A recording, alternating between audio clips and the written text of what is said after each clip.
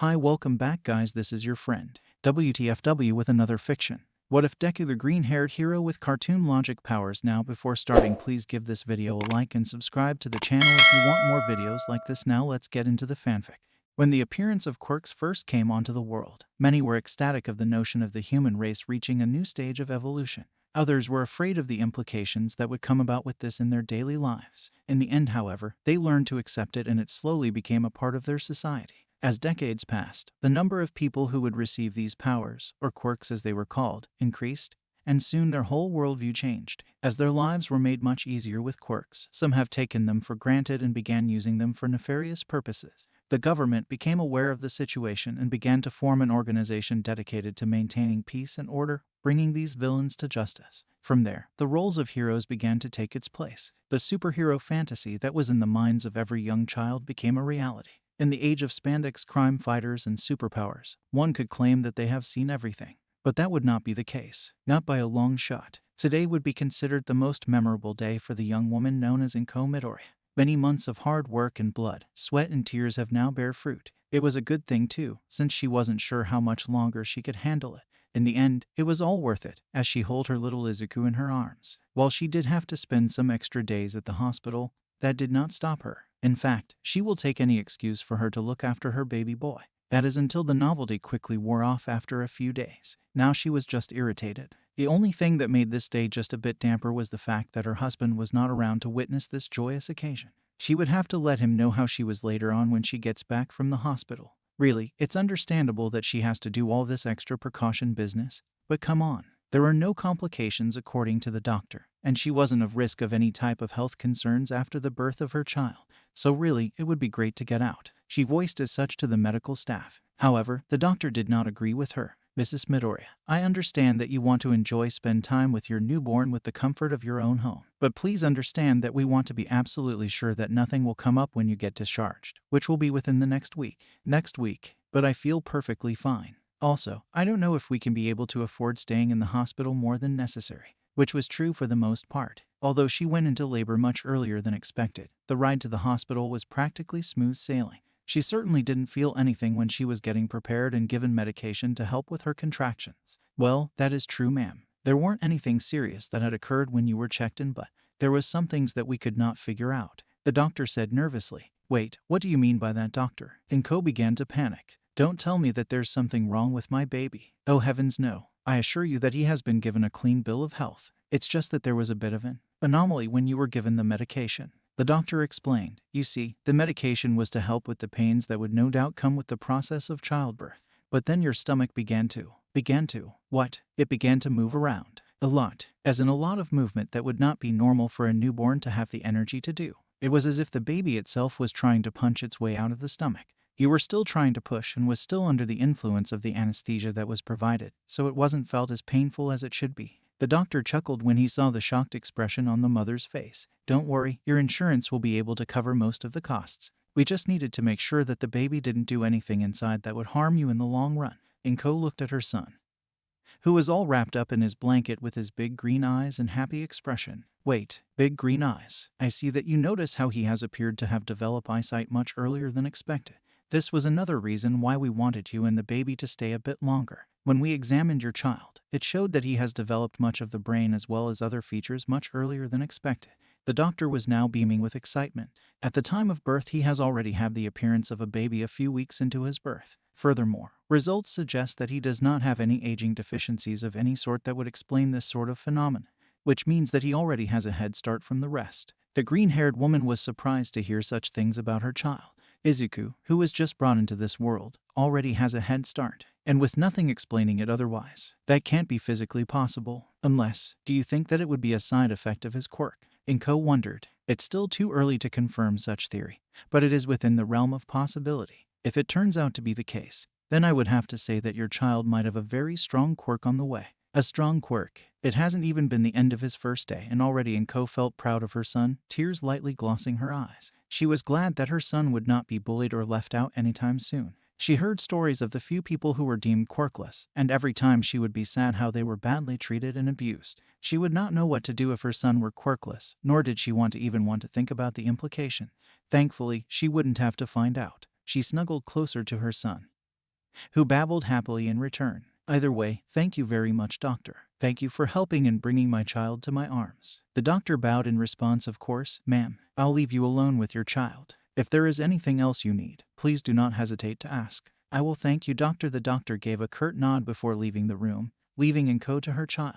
She gave a small kiss to his nose, who responded with more happy babbles and little hands wanting to grab her nose. She giggled at her son's antics. Well, aren't you a lively one, my little Izuku? I can't wait to show you to everyone, especially your father. Sigh, I just wish he was here to see you right now. She gave a small frown. I know that this would help our financial situation and move into a much livelier neighborhood, but seems the mood swings haven't exactly gone away yet. I just wish he was here with us right now. Wah. She wept while she lightly brought the baby closer to her, waterfalls or tears streaming her face. It was there when Izuku deadpanned at her mother's antics. If there was anyone else who was in the room at the time, they would have marveled at how the child seemed to actually understand his mother so early. Slap, followed by an incredible amount of shock when they would see Izuku slap the absolute shit out of his mother with a cartoonishly large hand, before retreating back into his warm little blanket.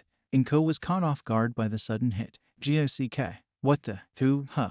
Seems as if she did not notice her son earlier. What in the world was that? She looked around and saw nobody in the room before seeing her child, and immediately regretted being carried away when she saw how much her outburst scared Izuku. Oh no, don't cry, Izuku. Mommy's sorry, she didn't mean to scare you. She lightly rocked the little bundle to calm him down. SHH. It's okay, honey. Please don't be scared. Fortunately for her, Izuku began to calm down after a few minutes and looked up at her mother with small tears in his eyes. There we go, Izuku. I'm sorry I scared you. Please forgive me. The little Midoriya stared at his mother, before looking away with a pout of all things. Inko let a gasp. No, don't be mad. I'm sorry, Zuzu. Please don't be mad. She begged with wide eyes. Little Izuku took a little peek, and was surprised to see his mother also pout with the widest eyes he ever seen. He began to lightly shake his head, seemingly too young to be feeling conflicted.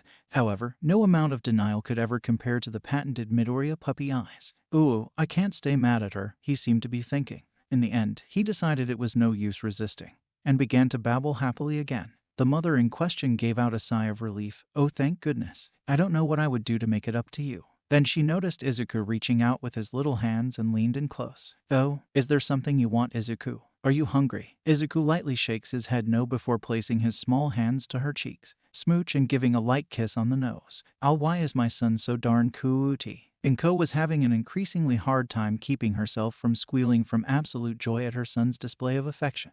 Again, if anyone else was in the room at that moment, they would have had to pick up their jaws from the floor at such amazing feats that the newborn had accomplished. Rational thinking, advanced motor skills, the ability to seemingly understand others and respond to them in kind, all while only being a few hours old and without any prior teaching. This was the most incredible biological phenomenon. Even miracle that a child would have the capacity to do such things in such a short amount of time. But Inko didn't care about that. She was just glad that she was able to spend quality time with her little bundle of joy and sunshine she had the fortune of calling her son. Now she is counting the days that are left before she could take her baby home and show him off to everyone. She would make sure that her son would live a wonderful and happy life. Alder Junior High School, the primary school for the young, hormone-filled little wonderful teens that lived in the small town of Musutafu. Yes, this is the typical Japanese school that, for some reason, appeals to Westerners. The place where normal school activities takes place. The place where the many young ones of the town work to become the next line of normal, productive, disciplined, and delightfully composed members of Sosai.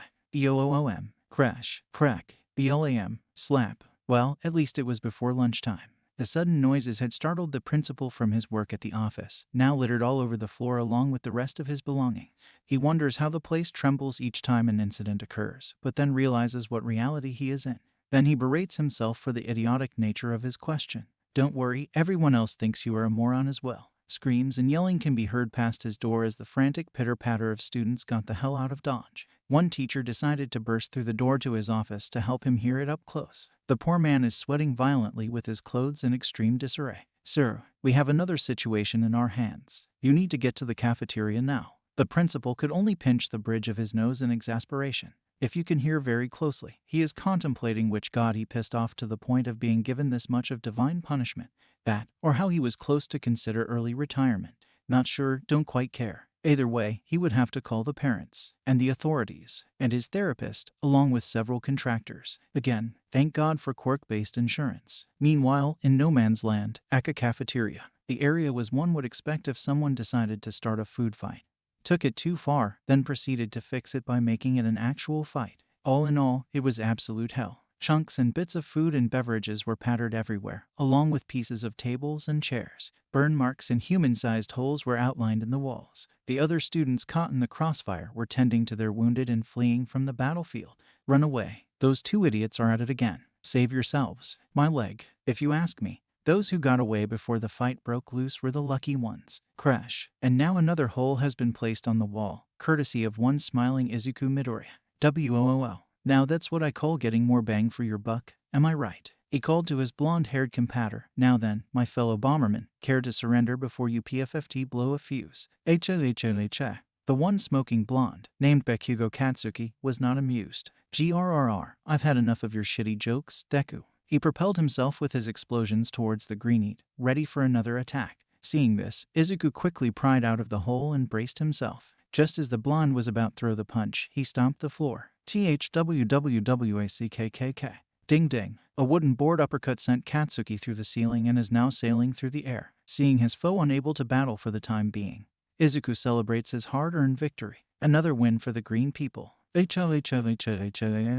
Izuku jumps for joy as he presents himself with a medal he pulled out of nowhere. From this day forward, the future students of this fine establishment will learn about the great war that has transpired in this establishment. He looks to the ground solemnly, and the sacrifices that many had taken to ensure victory over the tyrannical Nukazoid that threatened our way of life. A manly tear was shed, especially that foreign transfer student, Gary. He will be missed. Whoosh. Now Izuku was dressed in a Scottish Highlander outfit, from which he then pulled bagpipes from his kilt. Aye laddie, I shall play a song fittin' for your bravery. A bad rendition of Scotland the Brave began to play. Believe it or not, this was not the first time that this had happened in Alder Middle School. The rivalry between the two knuckleheads had been around ever since their quirks manifested themselves. Let us take a look into their past, shall we? When their quirks were discovered at the age of 4, they were really excited about it. I mean, what little kid wouldn't be when they found out that they can blow stuff up with their hands, or make things out of thin air? Suffice to say, the parents of both boys were overjoyed. That is, until the two began to argue about whose quirk is the better one. I'm telling you, Deku, my quirk is the best and strongest one, yelled Bakugo as he let out explosions from his hands. You're nothing but a Looney Tune reject. The other kids and parents at the playground were looking on with slight amusement and concern. Izuku, for his part, just laughed, unfazed at his friend's statement. Gee, is that what you think? I'm pretty sure my quirk is better than being a short-fused little firecracker. The other kids laughed at his insult. Oh yeah, at least I'm not some crappy mama's boy. Shot back Katsuki. Izuku gasped, clutching his chest from the audacity of that statement. How dare you say that? My mother is a beautiful and respected woman and should be treated as such. I'm talking about you, dumbass. Whoosh. Izuku was now dressed in a scientist uniform, his curly ruffled hair now white on Z contrary. Hair Bakugo, don't call me that, Deku. The majority of all living organisms are created with the chemical and biological ingredients that our progenitors have given us during the time of our creation. As such, an insult to me is an insult to Mammon. Izuku then rushes over to Bakugo. Now Zen. Let us try an experiment, ya. The hell you thigh GAHH. Ah, the atomic wedgie. Such a classic move, don't you think? Oh, I see. It appears that the material of your underwear are very elastic. That a discovery.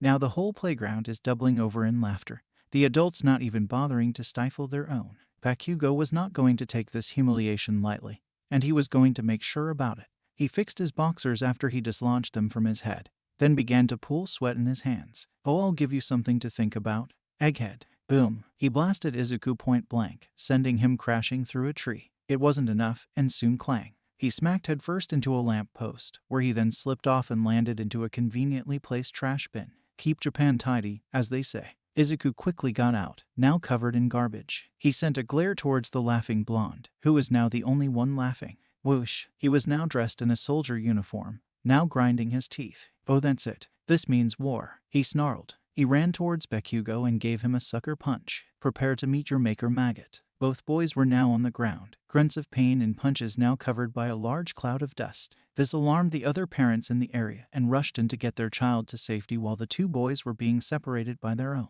At the end of the day, they were both given a very stern lecture for several hours. This was also the time where Mrs. Midoriya found out about how the more traditional method of discipline would go well with Izuku's quirk. Izuku would now have a fear of frying pans and rolling pins. We now return to Izuku's musical Highland Hysteria Hour, already in progress. The music was cut short as the principal came to the cafeteria along with the rest of the front office staff. They all had varying amounts of disgust, shock, and overall stress stitched on their faces as they saw the aftermath of the carnage that had occurred in the place. The principal specifically is looking at a certain green-haired student, now dressed in a janitor's uniform, his face hidden beneath the cap. Izuku was casually mopping the floor, seemingly unaware or uncaring of the new arrivals. "You there, boss?" he greeted with a gruff New York accent. "Just doing my business here. Nothing to see here." "There most certainly is something to see here, young man. I want you and Bakugo in my office." Now, seeing that the jig is up, Izuku threw his mop to the side. "You'll never take me alive, teach," he yelled as he went running towards the nearest exit. "See kids, when it comes to saying thing like that, it is important to know that it could be jinxing yourself." Which is why the universe decided to grant Izuku's wish crash, and have him knocked unconscious by a falling Bakugo. Normally, one would be worried about a kid falling several feet from the air on top of another kid, especially when it happens in a school. The teachers just consider it another day in Alder Middle School. Really, nobody thinks about anything serious when those two are involved. Even when the authorities arrive on the scene, the people of Musutafu never worry. This is mostly because there is only one person who would be insanely idiotic to have this many policemen on the scene in a relatively quiet town. I mean really, not even the heroes even bother to join in due to previous engagements with the problem child duo. Needless to say, the two boys really earned the titles of the troublemakers of Musutafu. And going by the cycle of troublemakers, the two are now in the still messy office. The boys are seated, one with a big grin and the other with a withering glare to said smiling boy.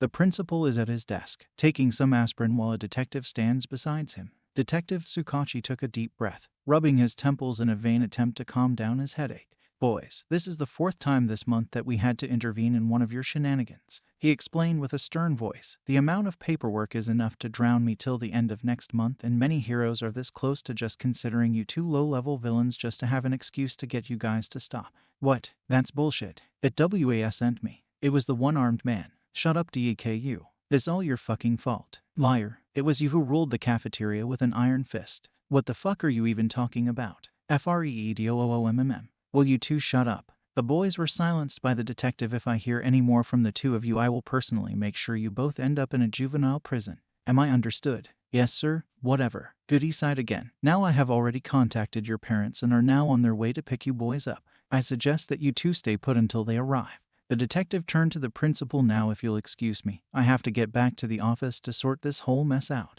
The other officers will be around to get statements on the incident and to make sure things go smoothly." "Very well then, detective. Thank you for the assistance." As the detective made his leave, the principal spoke to the other two. "Now that we have that out of the way," he started, not even bothering to hide the irritation in his voice, "we will all wait until your parents arrive. There is something that they need to know, and I feel it would be best to make sure that they arrive to give the news." "Well, crap, I think we all know where this is going." So do the two idiots, as they began to break into cold sweat in their seats. How Bakugo managed to produce cold sweat I do not even know. Mama Midoriya was not having a good day. While there are many others that come quite close, nothing could beat this day. It all started when she got late to work because her alarm clock didn't go off. As those in the workforce would know, she was later chewed out by her superior. Also, she was being hit on by a lot of the patients during her shift. In case the readers didn't know, Midoriya works as a nurse. Now, she may not be Miss Japan or a model like a certain friend of hers, but she was no slouch in the looks department either.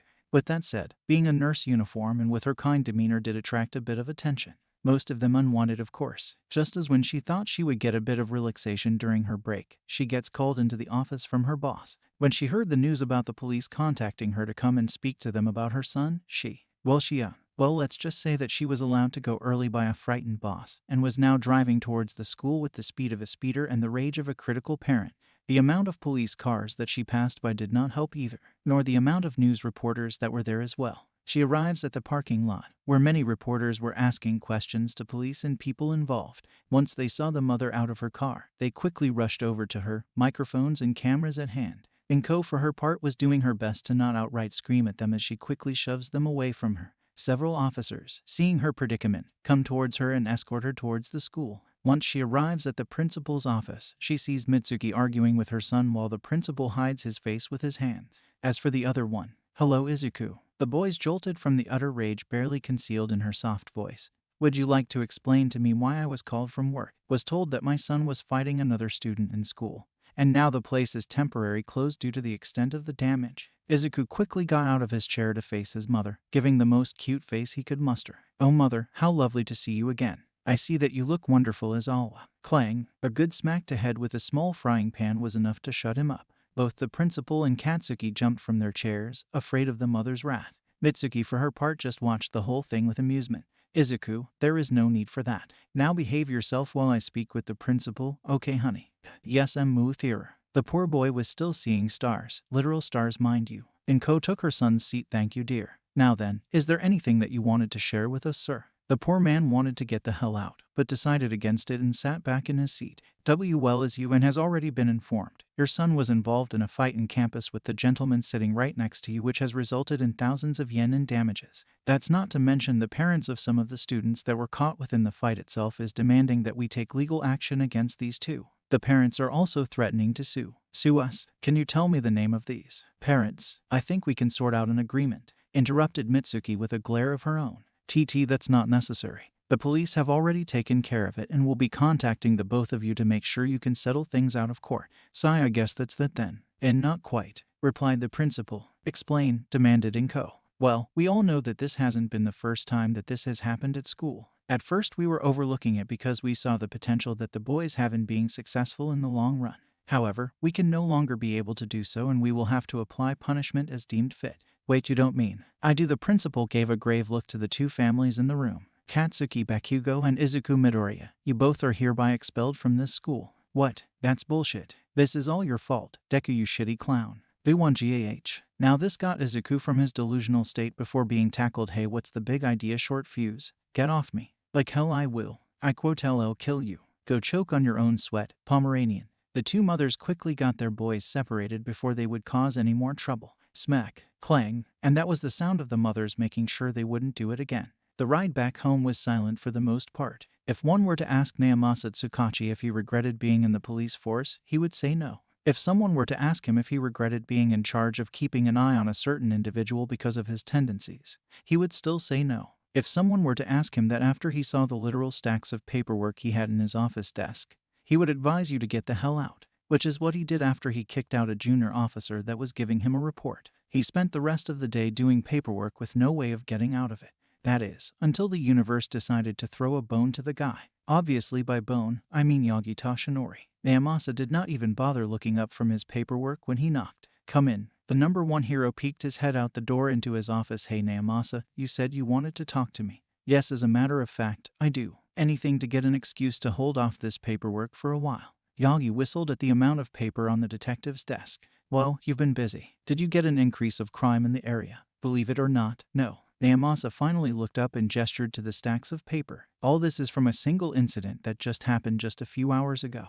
"GSK." Yagi quickly wiped off the blood he spewed in surprise. "Wait, are you serious?" "Afraid so, my friend. I've been at this for a long while now and I haven't even gotten halfway. I swear those kids are going to be the death of me." "Wait, kids? Are you telling me that this was all done by a bunch of kids?" "No, just two." Naomasa corrected. "The kicker. This isn't even the first time I had to do this." Digging through the drawers in his desk, he pulls out a considerably large file. He gives the file to Yagi. "The first incident happened around 12 years ago when they were fighting in a playground. It started out as simple roughhousing, but then it went too far and made massive damage to the property itself. Ever since then, I've been assigned to take care of each occurrence and every time it's been headache after headache." Yagi looked into the file while the detective explained the situation. The first thing he sees are two simple portrait-sized photos of the two boys, both in their early teen years. One was a boy with emerald hair, green eyes and symmetrical freckles in each cheek with the biggest smile the blonde ever saw. His eyes were wide with what seemed to be immense excitement,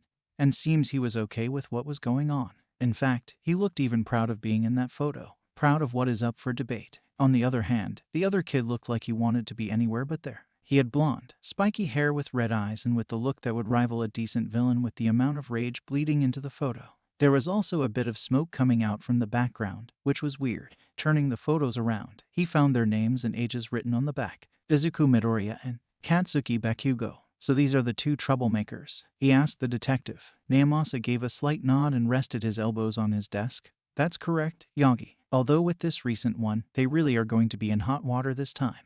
Yagi looked up from the file confused. "What do you mean by that? Don't tell me they were arrested." "They weren't, but I was informed by the principal of the school where the incident took place. As of right now, they have been expelled and outright banned from entering for any reason whatsoever. As for the parents, they would have to pay a certain amount in fines, as most of the damage were thankfully covered by the insurance company." The blonde hero spat out more blood in shock. The two of them managed to get in that much trouble. And with so much damage, how the hell does he even put up with this? As surely there has to be some sort of reason why the two are always at each other's throats. If there is, then they haven't said anything about it yet. "We already tried to get the two to see a therapist, but that only led to the therapist herself being sent for help." "My God, Yub." Naomasa let out a deep breath and pinched the bridge of his nose. "I've been looking for ways to settle their little quarrel, but I'm running out of options here. Which brings me to you." "Me?" "Yes." He motioned the file Yagi was currently holding. "Based on their information I found in their files, one of the only things that they have in common is their love of heroes. Both are the biggest fans of All Might, and have even been seen putting their fight aside for things involving heroes at times." "So you want me to talk to them as All Might?"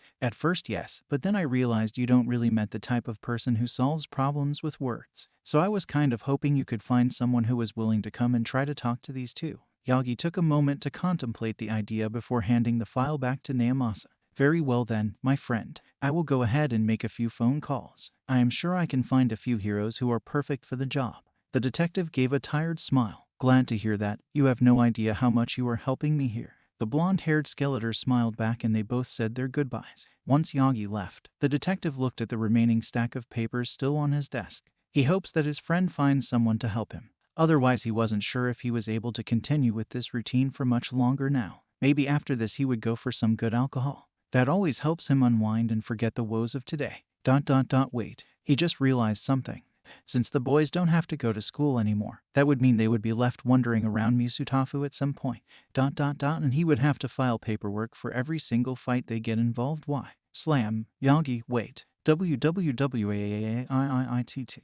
Boredom, the state of being weary and restless through lack of interest. It is that dastardly being that seeps into the mind of every living soul, draining its victim of its life force and willpower. It is the very thing that scares even the laziest of people and the most creative of minds. Hell, even the author himself had to remedy himself through the use of forced writing and cheerful music. For Izuku, he very rarely gets bored, but when he does, he makes sure that the whole world knows of his suffering. 7003 BOOORRRRRRRRRREDDD. Wailed Izuku, clinging onto his pillow like his life depended on it.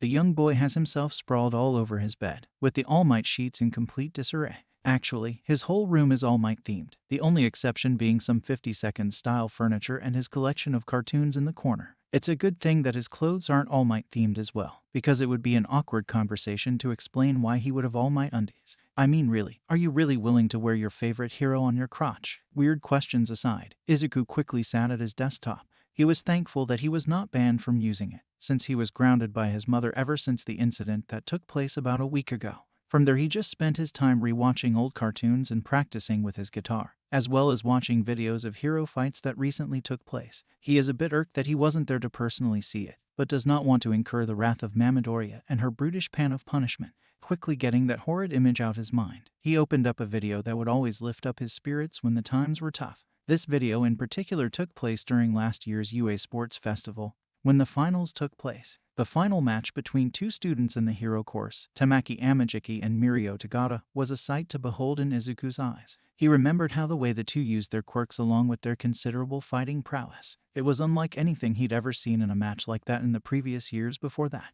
His near-insane smile was practically glued on for the duration of the match, remembering when he literally burned his notes into his notebook, smoke and all. That was nothing compared to what happened near the end of the fight. As both fighters were now exhausted, Mirio decided to try to catch the gloomy guy off guard by appearing behind him with his clothes off. Ha ha ha, no need to be so cheeky there, Tintin.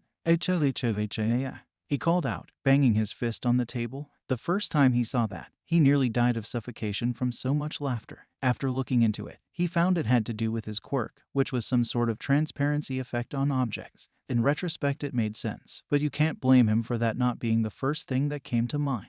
The reporters who made the article about it certainly had a field day for weeks at the poor teen's expense. Izuku. What did I say about staying quiet? Izuku fell back on his chair from the sudden outburst from his mother in the kitchen, then quickly stood up straight in front of the door with shivering nervousness. Sorry, mother. I'll be good, promise, he answered with a nervous smile. Good boy. I love you, my little Izuku. I love you too, Mom. More than anything else in the world. Me too, but remember that flattery will get you nowhere, she said in a sing-song voice. True, but you can't blame a kid for trying right. Hey, yes, Mom. Once he was sure that she wouldn't burst through the door, he let out a sigh of relief as his head hung in sadness. Say what you will about our crazy green-haired problem child, but if there is one thing that he would not do under any circumstance, it would be to make his mother really upset. Hell hath no fury like a mother scorned. He silently wept comical tears in his room. The things I do for love, he muttered miserably. We've been there, kid. We've all been there. And Ko sighed as she began to boil water for the tea.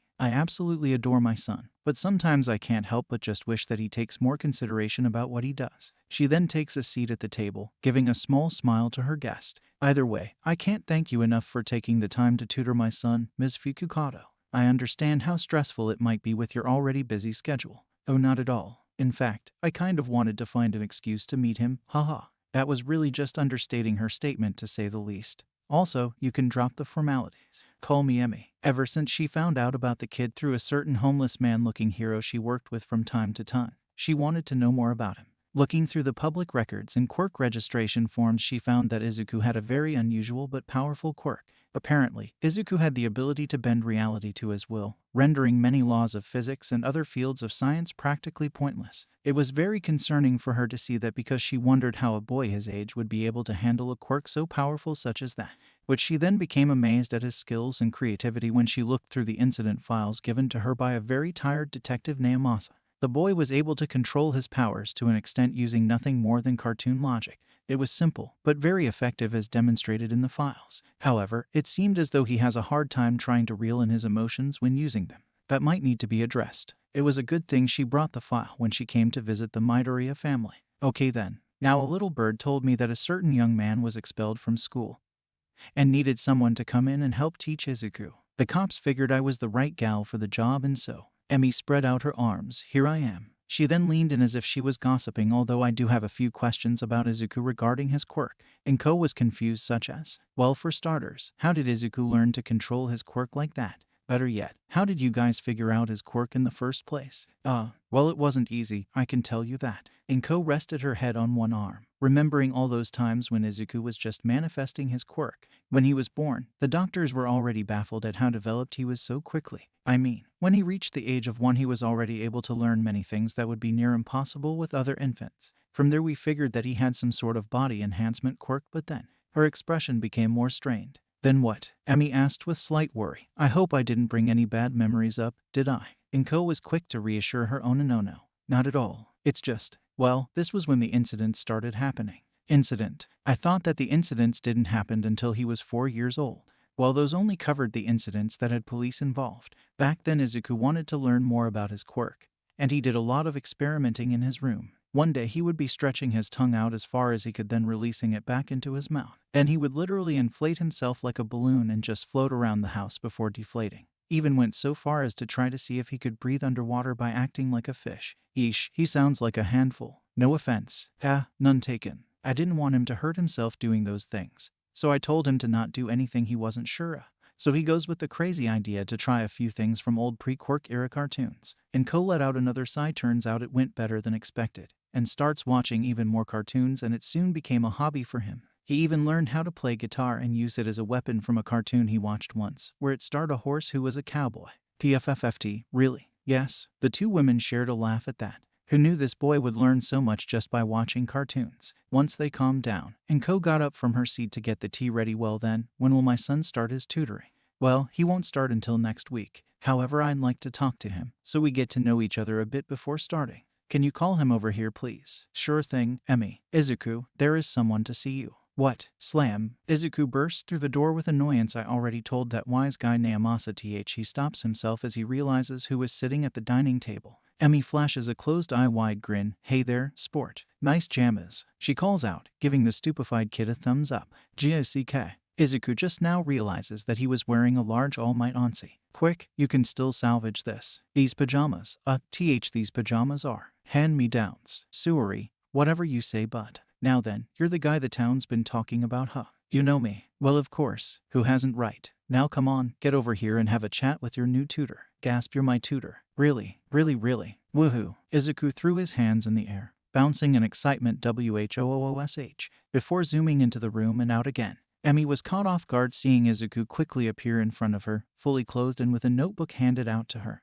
Can I get an autograph? Pretty please with sprinkles on top. PFF, you're a quick one, I'll give you that, she said, signing on the notebook that was filled with very detailed information about her and her quirk. Seems this little guy has more smarts than what he lets on. A goofball, but by no means an idiot. Inko gave a deadpan stare at her son, who was looking at his notebook as if blessed by the angels themselves. Okay Izuku, you can stop bothering Emi now. We need to have a talk. From there the conversation really just boils down to scheduling the tutor sessions, as well as mandatory babysitting hours as said by Emi. For the smiling hero herself, it seemed that she would very much enjoy her tutoring with Izuku. With the idle chit-chat over and the tea finished, Inko allowed her son to go outside with his soon-to-be tutor. Well then, if I'm going to spend time with her, might as well have her know the rest of the gang, thought Izuku. With that goal in mind, he made a few phone calls as they made their way through town. Located within the coastline of Musutafu lies a place called the Dagaba Municipal Beach. This was once a beautiful beach that was a hit with the locals, and many flocked towards the area for fun.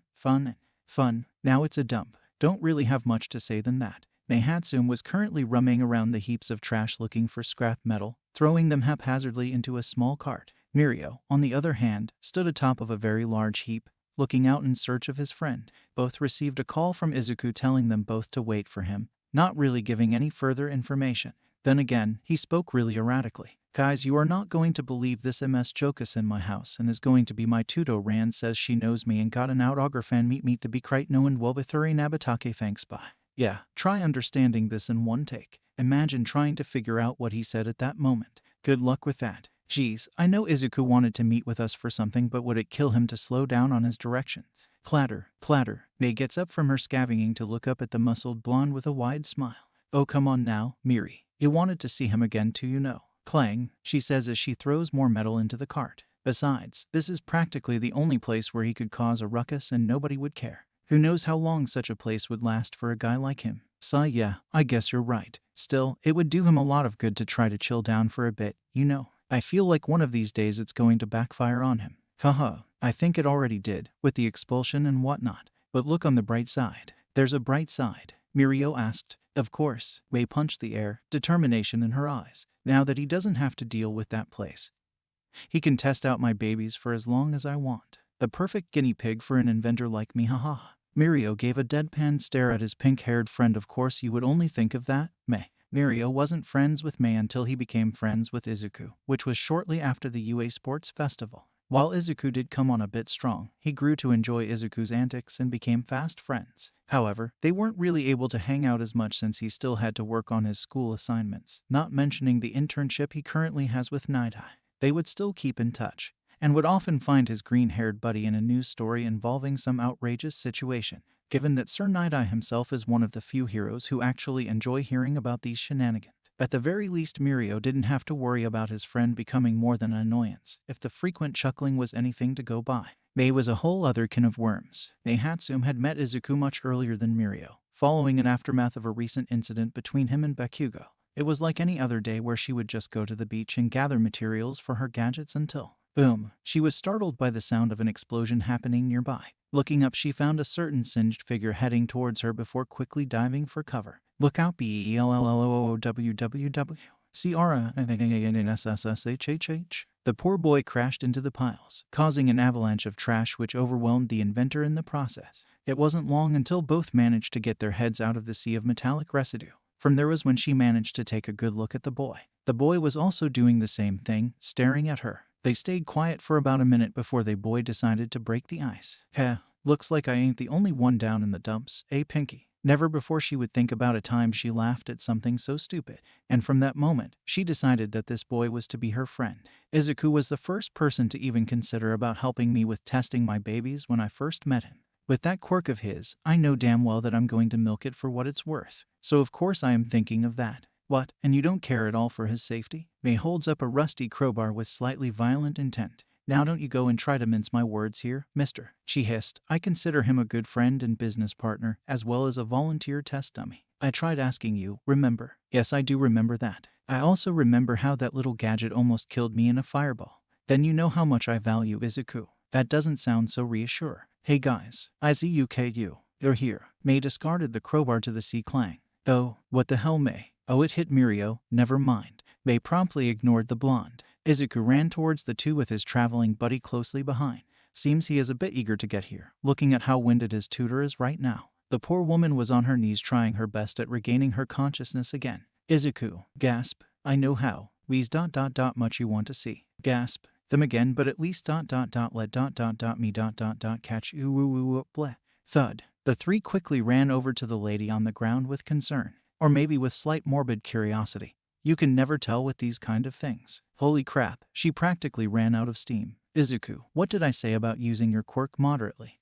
Sorry, I guess I was a little excited. But don't worry, whoosh, she will be in good hands, said Izuku, now dressed in a doctor's uniform. Dr. Tagata, prepare the patient for treatment. Nurse May, get the medical tools. Izuku, she's suffering from dehydration. We need to get her to a hospital. Slam. Mirio was silenced with the blunt force of the table, now laying under it while unconscious. May set to work helping the young woman get on top of said table. Okay, patient is ready for treatment. Izuku gave a slight nod as he rushed towards the ocean. Once on the shore, he pulled out a metal bucket and filled it with water in one swing. VWOOSH. Rushing back to the patient's side, he prepared himself. May took a step back outside the splash zone. Clear. SPLAAASH. BLAAARGH. Ms. Joke jolted back into consciousness before losing her balance, falling out of the table. Coughing out the water, she slowly got back on her feet and looked at Izuku. Okay, she said, slightly confused. Any reason I am wet? And she immediately looked at her surroundings. Why is there a guy under this table? And why are you in a doctor's outfit?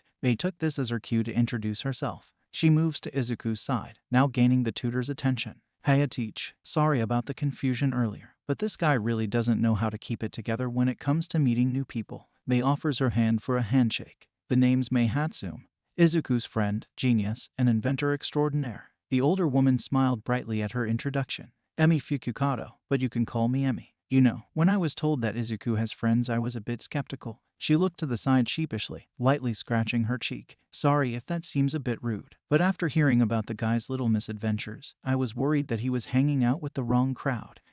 As if. May draped her arm over her buddy's shoulders. Those street thugs already tried to recruit the guy, but he was too much of a wild card to even get close. Matter of fact, even the local Yakuza tries to get out of his way. Emi's mouth hanged open in shock. Wait, what? Neyamasa didn't tell me that. I even looked into his files and everything. May gave a playful scoff at that.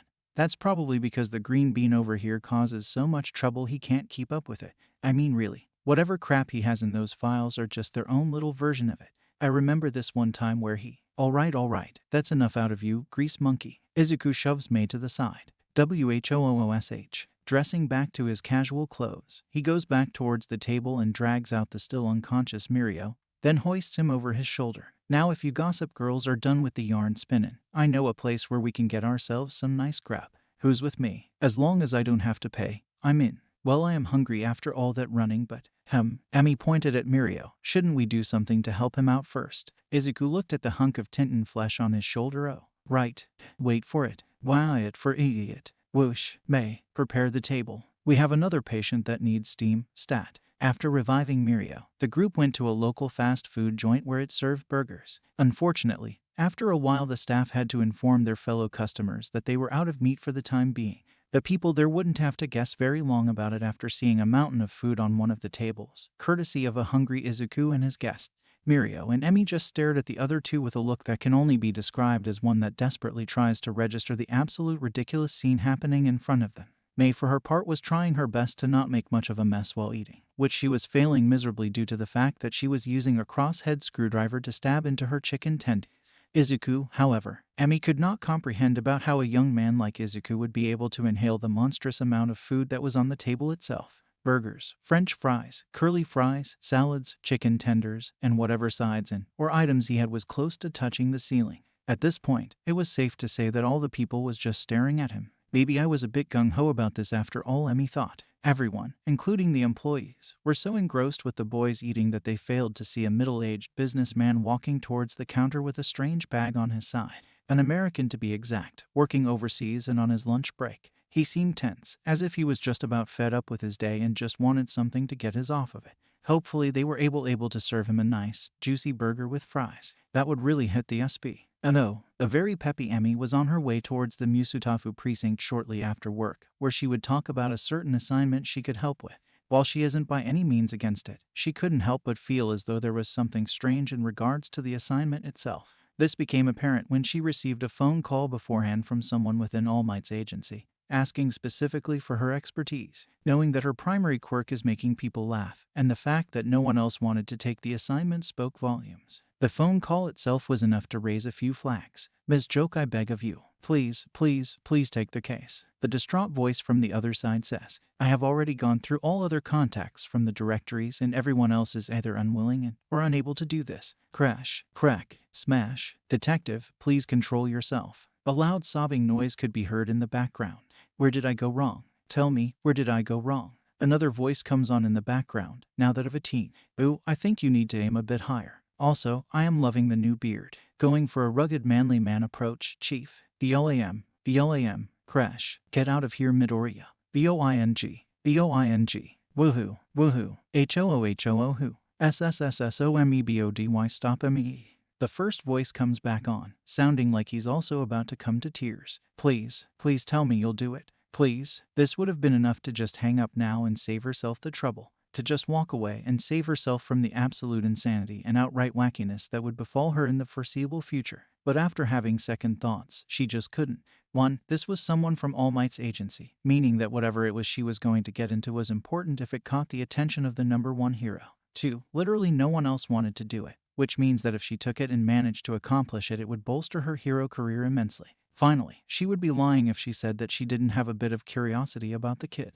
I mean, the guy was on the local news almost every 2 weeks, if not more often if you include the newspaper and internet. With someone like Izuku, there was bound to be attention sooner or later, although not sure if that's for better or for worse on that one. She figured she would find out sooner or later, and with that she arrived at the station where a slightly tipsy Naomasa gave her the rundown on the assignment. Become a tutor, babysitter of one Izuku Midoriya. Make sure he stays out of trouble. Report on anything suspicious that occurs with him around and to make sure he never ever gets close to someone named Katsuki Bakugo. Pretty straightforward stuff, to be honest. Surely, this wouldn't be too bad, right? Back to present day. Today was a somewhat weird day for Emmy so far. Nothing much really happened in the morning when she received the files from a hungover Naomasa. During her visit at the Midoriya residence, there wasn't really much out of the ordinary, although the green-haired kid certainly gave quite a first impression. The fact that he was a total mama's boy was adorable. No wonder the kid was so behaved in the house. Unfortunately, his good behavior quickly left right after he set foot outside. Today was a hell of a day to not take her car. She ran after the little speedster and quickly found him at the beach. She then recalled passing out later, then recovering from being splashed in the face, then seeing him and his friend taking care of another friend who was also found unconscious. Now, she and a guy named Mirio were looking at a pink-haired gremlin stabbing food with tools and a well-casually dressed Izuku literally inhaling the entire meat stock of an American-style restaurant. Both already lost their appetite a while ago. Inhaling the entire meat. Sorry, was just reminding myself of something. Moving on now. Suo ... Does this happen often? She asked Mirio, who was quietly sipping some soda. Not really, only when he's really hungry. He replied, quickly reminding the two gluttons for their manners before continuing. At first it was difficult to do so without worrying about his budget, but then one of the heroes took an interest in him. Well, this is new, Emmy thought. Really? I thought none of the heroes wanted anything to do with him. Mirio gave a sheepish look at the statement. Most don't, either because they couldn't handle his erratic personality or he would simply outshine them. He then quickly shifted into a bright smile, but then Sir Night-Eye decided he would be the one to support him. Sir Night-Eye, not to be rude or anything, but he doesn't seem to be the type of guy to help him of all people. I might need to speak with him later on about this. Yeah, you would think that, but it's actually quite the opposite. When I first started my internship with him, it turns out he is a sucker for comedy. He would always watch the news whenever Izuku came on, and he never fails to get a laugh out of him. They both looked at the eating duo, still devouring everything in sight. Mirio continued with his explanation. Well, Izuku and I became friends shortly after the sports festival. When he found out about my internship with Sir Night-Eye, he immediately began hounding me for a tour. When I told this to Sir Night-Eye, he began hounding me for him to come visit his agency. I finally caved in. And not only did Izuku come for a tour of the place, he also got to be on a patrol route with the both of us. Unbelievable. Oh, you better believe it, Ms. Laugh-A-Lot, exclaimed Izuku, peeling out from the mountain of food. Me, Tintin, and All Might's little helper were out there in the streets, fighting crime and having a grand old time. Speaking of time, FWISHH. He quickly swipes Myro's soda, ignoring the indignant hey. Glug, glug, glug. EUURRRRRRP. Time for a refill. FWOOSH. Izuku now arrives at the soda machine, pulling out an outrageously huge cup of out nowhere. Looks at the reader. Remember, kids, drink moderately and responsibly. Okay then. Putting aside the strange PSA for a minute, we find a middle-aged man just entering the restaurant. You were wondering when he would show up, eh? With a hint of nervousness, he goes to the register where he quickly sets a black, strange bag on the counter. The lady on the counter doesn't seem to notice this and promptly greets the man. Welcome, sir. How can I help you today? Why, yes, hello. I would like a bacon cheeseburger combo with large fries, no salt please. This would have been a typical day, if it wasn't for the fact that the man was quickly darting his head around every moment, as if someone was looking for him. It was also another big red flag as he made sure the bag was close to him at all times. I'm sorry, sir. We are currently out of meat for the time being. What? Yells the man, leaning forwards and startling the woman as well as bringing himself attention to the rest of the patrons. What do you mean you are out of meat? Oh, our last customer ordered a large serving of food and we are not able to get any shipments in until next week. Next week? This is outrageous. I have been spending all week working on a project of mine, and I wanted to spend the day celebrating with a nice juicy burger. Is that too much to ask? The man quickly grabs the woman by the collar, bringing her face to face. Well, is it? And no, sir. That's what I thought. He then shoves the employee to the side, before turning his attention to the wide-eyed patrons. Now then, who is the idiot that ordered so much damned food? WHHIP. All fingers point to Izuku, who was still too busy filling up his soda. Mei was too busy eating, not really knowing or caring what was going on. Mirio and Emi, however, had the decency to look worried and slightly embarrassed at the man, although he didn't notice it. Hey you, green-haired brat. Huh? Izuku turned towards the voice. You talking to me? Yes, I'm talking to you. Who the hell do you think you are, ordering all that food? Izuku set his large cup to the side and went into a thinking pose. Well, there are a lot of things that I am and am not, but for the sake of simplicity I would say you. He struggled to find a word, before turning to the folks at his table. What's that word that describes when they really like eating, but not in a good way? A glutton. Being a pig. Nom nom nom. Morbidly obese. Nom nom nom. Being hungry. That's right. Izuku focused on the man again. Hungry is my final answer. Well, I mean that's not the point. The man is steaming now with rage. I demand you compensate for this outrage. Compensate? Well, I don't have anything to give you at the moment, but WHOOSH. Izuku now stood tall, dressed as the colonel. I say, there's a nice chicken joint down over yonder that can really fill up that shriveled up stomach of yours, although the grub is more drier than a smoldering bearded mug of a certain number. I say, number 20. The man was not amused. So this is a joke to you, is it? Well then, how about I make it more serious? Things were escalating very quickly, and Emi for her part was not going to let this go any further. Whoa there, old-timer. There's no need to start any fights here. I'm sure we can all settle things in a nice and peaceful. CRRRASHH. She was interrupted by dodging a cash register thrown her way. Thankfully, the register didn't hit anyone else, but it was enough for the other patrons and employees to quickly realize the situation and began running out the exits. Mirio and Mei, also realizing the situation, got up from their seats as well. The man now started convulsing very violently as dark green ooze began to seep out from his face, quickly enveloping over his body. Tentacles sprouted out from behind and began grabbing furniture and other objects, destroying everything around it. Emi quickly switched to her hero persona. Mei, Izuku, you two get out and make sure the civilians stay away from the area. Mirio, you stick with me. Yes, ma'am. Izuku, you are already in thin ice. I am not going to have you arrested. Teach, I already faced enough baddies to know how this whole shindig works. He won't get a single hit from SLAAM, BAAM, IZUKU. Their cry goes unheard as a thrown fryer slams into him, sending him through the wall and onto the street before hitting oncoming traffic. He crashes onto the windshield of a car, causing a domino effect as other cars began crashing into each other and several other objects. Several bystanders have begun calling the police while others run away from the chaos. The screams and car noises are just icing of the cake as panic and confusion spread around the area. Meanwhile, the fight had already fired off as the slime villain threw more furniture at the two while simultaneously swiping at them with his tentacles. However, his movements were too sluggish, allowing the duo to easily dodge all incoming debris. GRRR, stay still, damn it. Sorry, not in the mood for jello right now. Leave it to Ms. Joke to have a one-liner ready. Mirio, see if you can get a hit on him. On it. POOWWWEERR. Mirio quickly charged forward, easily avoiding any hits from the monster. He quickly closes the distance as the delivers a right hook SQUELSH, only to find his fist embedded in the slime. What the? He cries out as he tries to yank his hand out of the slime. Unfortunately, the composition of the slime is too thick, making it impossible for him to move around. As he realizes this, the villain begins to ensnare him further in the slimy goop. It only took a matter of seconds before he was fully encased. The slime villain cackled madly as he begins to inch closer to Ms. Joke, failing to notice the slight smirk on her face. HLHLH. Is that all you heroes got? HLHLHLHLH. I should have known that you were incompetent, but this is ridiculous. HLHLHLHLH. By this time, the restaurant had been virtually destroyed, revealing a crowd of bystanders surrounding them at a considerable distance. They cried out as they saw the young man get caught by the slime villain, and grew worried for him when the villain began gloating. HLHLHLHLH. ... in gloating.